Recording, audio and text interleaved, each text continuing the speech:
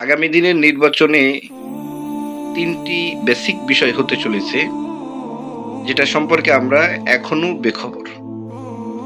এবং এই বেসিক বিষয়গুলো বুঝতে না পারলে এটা আমাদের জন্য কত বড় ক্ষতির কারণ হবে তা এখন অনুমান আমরা করতে পারতেছি না। এটা তারা অনুমান করতে পারবে যারা বিগত দিনে বাংলাদেশকে দেখেছে, যারা বিশ্ব রাজনীতি সম্পর্কে জানে এবং যারা ইতিহাস সম্পর্কে অভিজ্ঞ। অন্তর্বর্তীকালীন সরকারের মেয়াদ ১.৫ বছর প্রায় পূর্ণ হলো, নির্বাচনও কাছাকাছি এবং রাজনৈতিক দলও যথেষ্ট পরিমাণ সক্রিয় এবং বাংলাদেশের রাজনীতির যে সংস্কৃতি, যে ধারা, এটা এইভাবেই চলতেছে।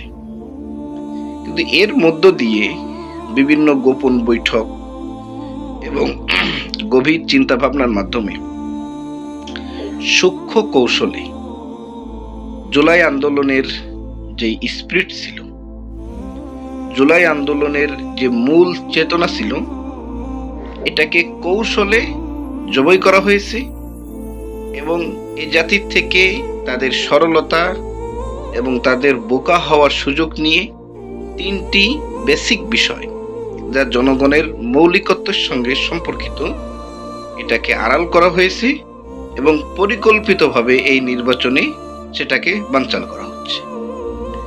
তো এটা নিয়ে আমাদের এখন কথা বলা প্রয়োজন।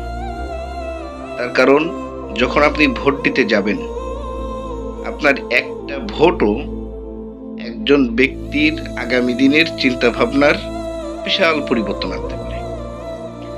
এখনো নির্বাচনের বেশ কয়েকটি দিন বাকি এবং এই সময়ও যদি আমরা সঠিক চিন্তা ভাবনা করতে পারি, সঠিক সিদ্ধান্ত নিতে পারি, তবে হতে পারে এই মৌলিক সমস্যা থেকে আমরা বেঁচে যাব।